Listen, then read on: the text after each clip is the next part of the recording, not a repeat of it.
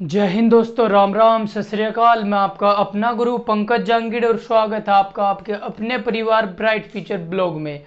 आज हम पढ़ने वाले हैं मैथ क्लासेज जो चल रही थी हमारी। परिमेय संख्या हमने पढ़ ली थी, आज हम पढ़ेंगे अपरिमेय संख्या। अब परिमेय संख्या हमने पढ़ ली थी कि उन्हें हम पी अपॉन क्यू के रूप में रख सकते हैं और काफ़ी चीज़ें इसमें पढ़ी थी। अगर आपने परिमेय संख्या अभी तक नहीं पढ़ी तो आप पिछली क्लास जाकर देख लो, नीचे डिस्क्रिप्शन में आपको प्लेलिस्ट मिलेगी योद्धा बैच मैथ के नाम से। वहां जाओ और पिछली इंट्रोडक्शन से लेकर अब तक की सभी वीडियो आप देख के आओ, तब आपको ये क्लास ज़्यादा समझ में आएगी। तो परिमेय संख्या की कुछ बात हमने कर ली थी, 2-3 पॉइंट और बात करेंगे। देखो परिमेय संख्या,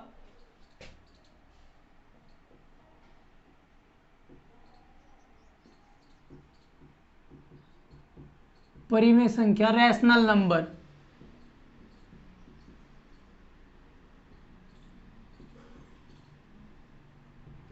रैशनल नंबर हमने पढ़ लिया था कि पी अपॉन क्यू के रूप में लिख सके। किसके रूप में लिख सके? पी अपॉन क्यू के रूप में लिख सके। और जहां आपका क्यू बराबर नहीं है जीरो, आपका क्यू जीरो के बराबर नहीं होगा और पी एंड क्यू क्या है? पूर्णांक है, इंटीजर्स है।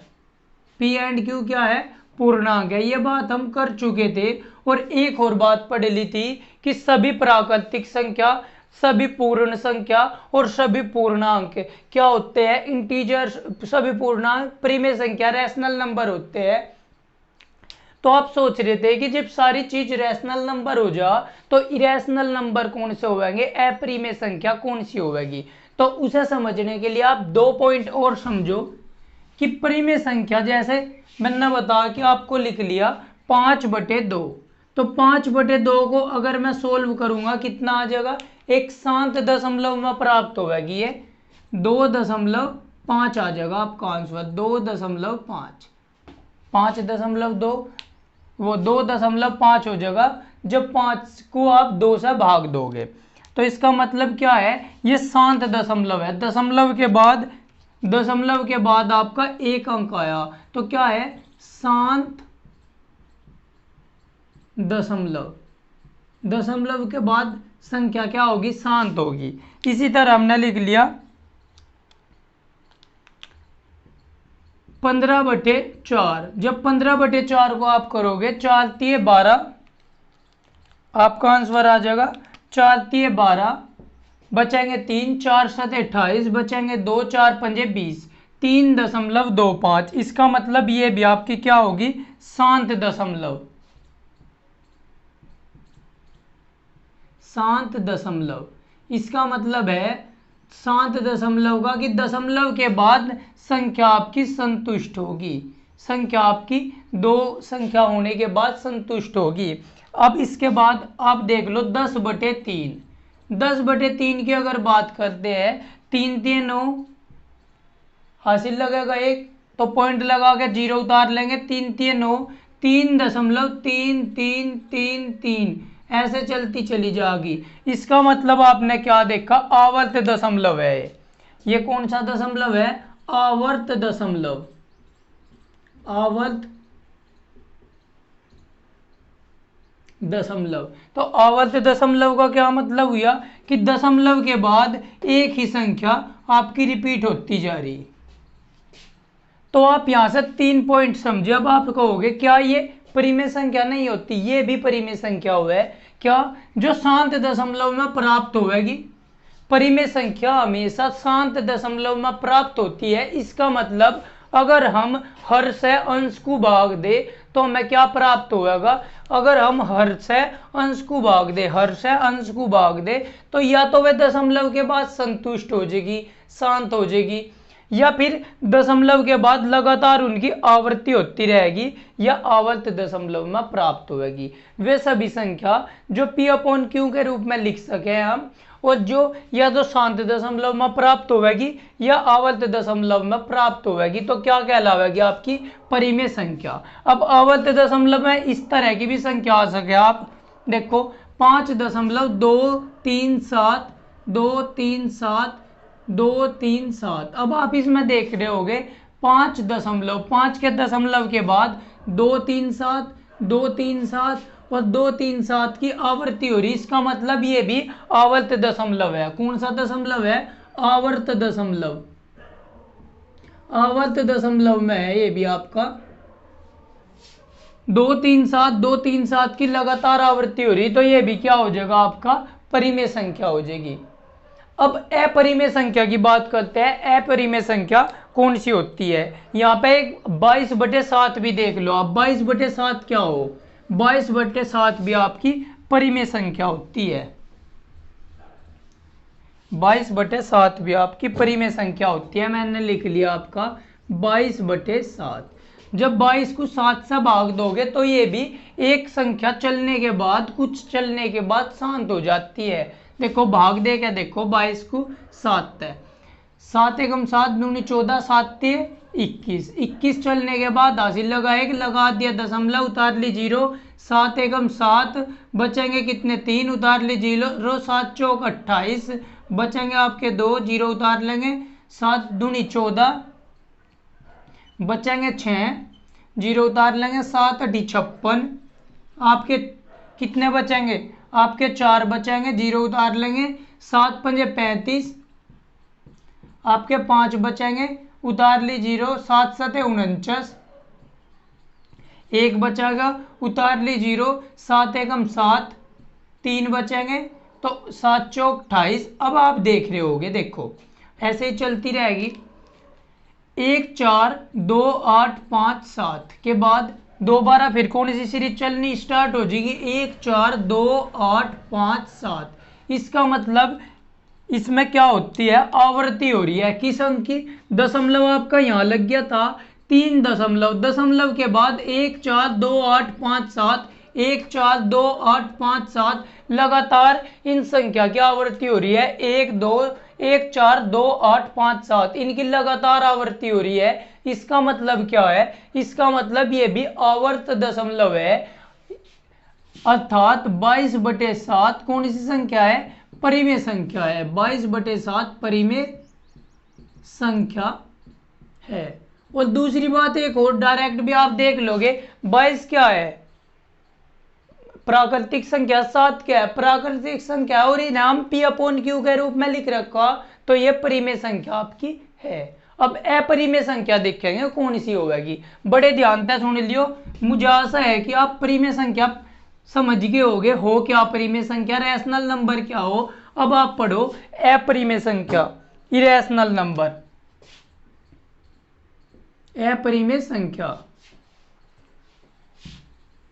Irrational number, IRATIONAL, irrational number, अपरिमेय संख्या। देखो परिमेय संख्या आपकी या तो शांत हो जाती थी दशमलव के बाद, या फिर दशमलव के बाद एक ही शब्द की, एक ही अंक की आवृत्ति होती रहती थी। कुछ या एक अंक की, 2 अंक की, दशमलव के बाद अंकों की आवृत्ति हो रही थी। तो आप समझ गए, जो परिमेय संख्या थी या तो शांत हो जाती थी या आवृत्ति होती थी। आवृत्ति कब हुई थी? दशमलव के बाद। दशमलव के बाद आपकी आवृत्ति हो जाती, या फिर वो दशमलव के बाद क्या हो जाती? शांत हो जाती। लेकिन अपरिमेय संख्या क्या होगी? अपरिमेय संख्या ना तो दशमलव के बाद आपकी शांत होवे, ना तो दशमलव के बाद आपकी शांत होवे, और ना ही आपकी आवृत्ति होगी उनकी।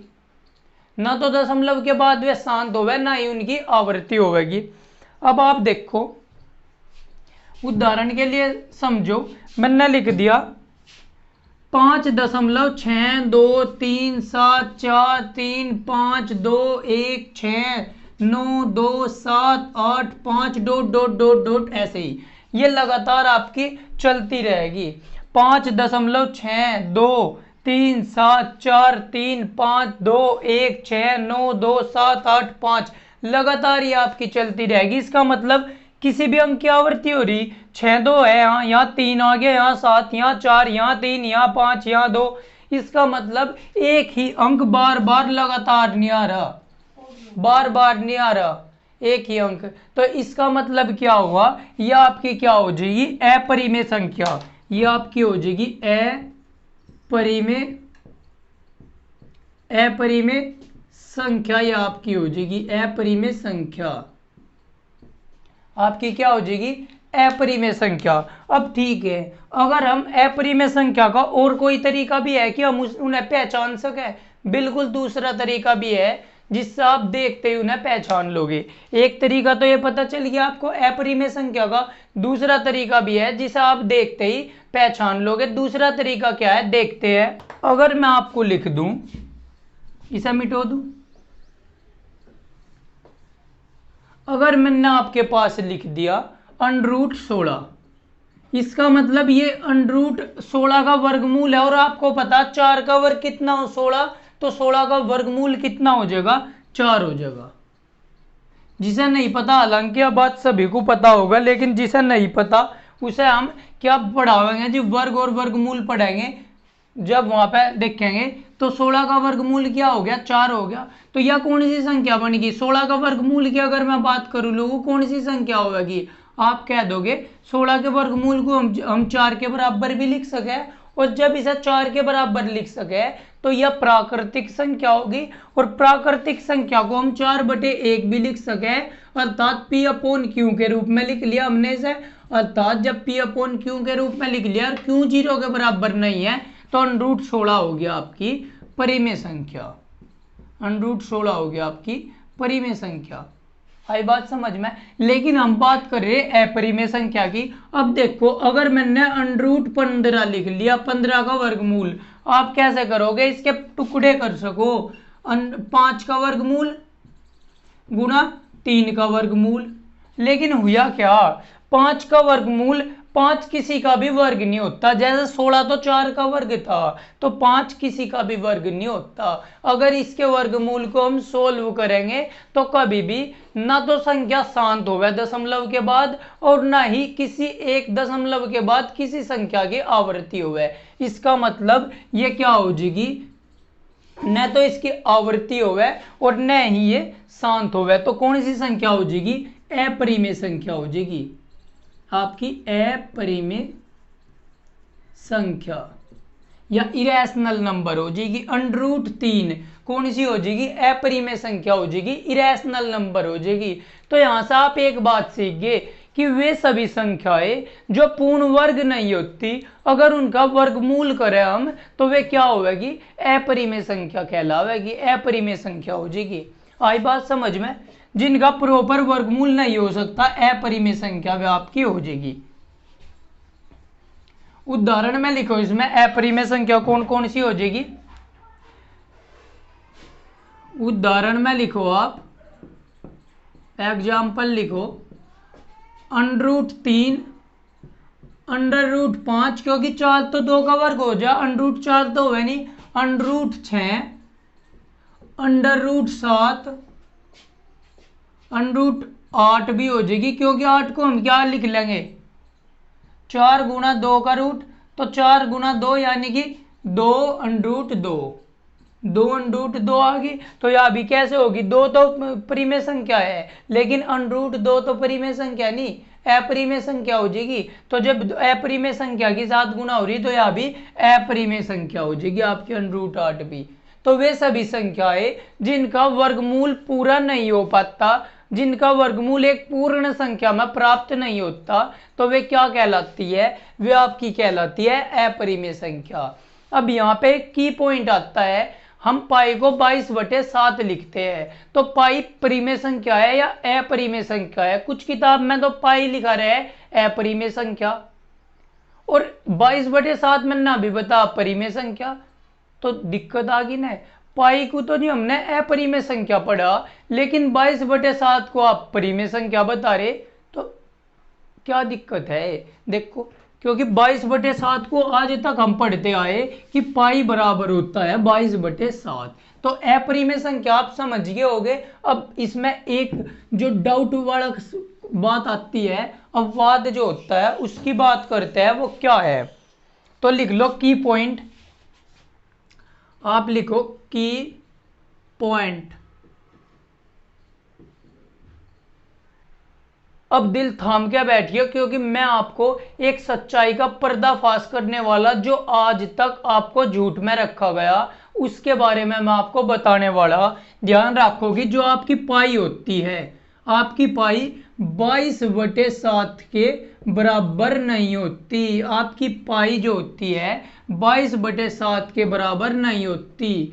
पाई is not equal to 22/7। Pi is not equal to 22/7। Pi 22/7 के बराबर नहीं होती। अब आप कहोगे जी ऐसा हो ही नहीं सकता, हम तो बचपन से समझते हुए आ रहे, बचपन से सीखते आ रहे, और हमने तो इससे वर्त का क्षेत्रफल भी निकाला था, पाई आर स्क्वायर, और सही निकला था। तो आज आप हमें बता रहे कि पाई 22/7 के बराबर नहीं होती। मैं कहूंगा हाँ बेटा बिल्कुल सही कह रहा कि पाई 22/7 के बराबर नहीं होती। तो आप कहोगे कि हम कैसे मान ले पाई 22/7 के बराबर नहीं होती। देखो 22/7 को मैंने क्या कहा, पी अपॉन क्यू है कि पी अपॉन क्यू। तो 22/7 क्या है, 22/7 आपका है परिमेय संख्या। 22/7 आपका परिमेय संख्या। 22/7 आपका है परिमेय संख्या। लेकिन जो पाई आपकी है, पाई है आपकी अपरिमेय संख्या। अपरिमेय संख्या, पाई है आपकी अपरिमेय संख्या।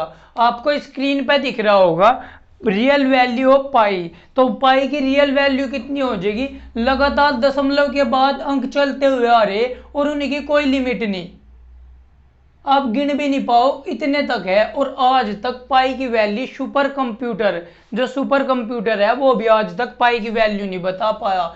तो हम उसको लगभग बराबर मान लेते हैं पाई के। तो पाई के बराबर 22/7 को हम लगभग पाई के बराबर समझ लेते हैं। 22/7 को हम पाई के लगभग बराबर समझ लेते हैं। इसका मतलब इसे मिटो दूं, आगे से ध्यान रहा, क्योंकि 22/7 क्या है, परिमेय संख्या है, और पाई आपकी अपरिमेय संख्या है। मैंने आपको दिखा भी दिया कि 22/7 अभी सोल्व करके दिखाया था, उसकी वैल्यू कितनी आई थी परिमेय संख्या में, और पाई की वैल्यू अभी आपको स्क्रीन पर दिखाई दी थी कि कितनी है, लगातार दशमलव के बाद चलती आ रही। तो हम लिख लेंगे पाई लगभग बराबर होता है आपका, पाई लगभग बराबर होता है आपका 22/7 के। पाई आपका लगभग बराबर होता है 22/7 के। तो आपकी समझ में आ गया परिमेय संख्या और अपरिमेय संख्या। पहचान कैसे करोगे कि जिसे हम 22/7 के रूप में लिख ले, इसका एक शॉर्ट फॉर्मूला बताऊंगा पहचान करने का। एक तरफ लिख लो परिमेय और एक तरफ लिख लो अपरिमेय संख्या। परिमेय संख्या, परिमेय संख्या, और ये हो जाएगी आपकी अपरिमेय संख्या। अपरिमेय संख्या।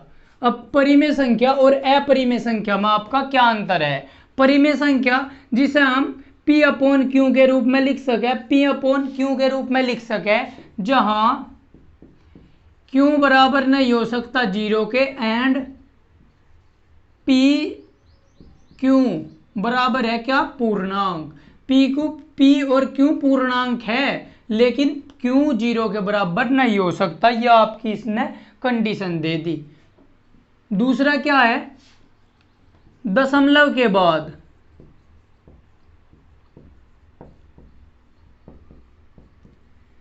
शांत हो जाती है, अर्थात दशमलव की एक दो दशमलव के बाद एक दो मारनी कटने के चलने के बाद पूरी विभाजित हो जा, अर्थात शांत दशमलव के रूप में प्राप्त हो। तीसरा पॉइंट क्या है, यह दशमलव के बाद अगर शांत दशमलव में प्राप्त नहीं होगी, या अर्थात यानी कि या चाहे तो या पहले दूसरे वाली कंडीशन देखने को मिलेगी, चाहे आपको तीसरे वाली कंडीशन देखने को मिलेगी। तीसरे वाली क्या, दशमलव के बाद आवर्ती देखने को मिलती है, आवर्ती देखने को मिलती है। इसका उदाहरण ले लो, जैसा P अपॉन Q का उदाहरण ले लिया हमने, 22/7, 2/3 सभी प्राकृतिक संख्या, इसी का उदाहरण है। दशमलव के बाद शांत दशमलव में प्राप्त होगी, जैसे लिख लिया 4.6, और आवर्ती दशमलव जैसे लिख लिया 5.333 या 5.357 357 357। तो ये आपके हो गए परिमेय संख्या। अपरिमेय संख्या आपको वर्गमूल में, रूट में दिखाई देगी। वर्गमूल जैसे x अपरिमेय संख्या वर्गमूल में दिखाई देती है, √ x के रूप में दिखाई देती है, जहां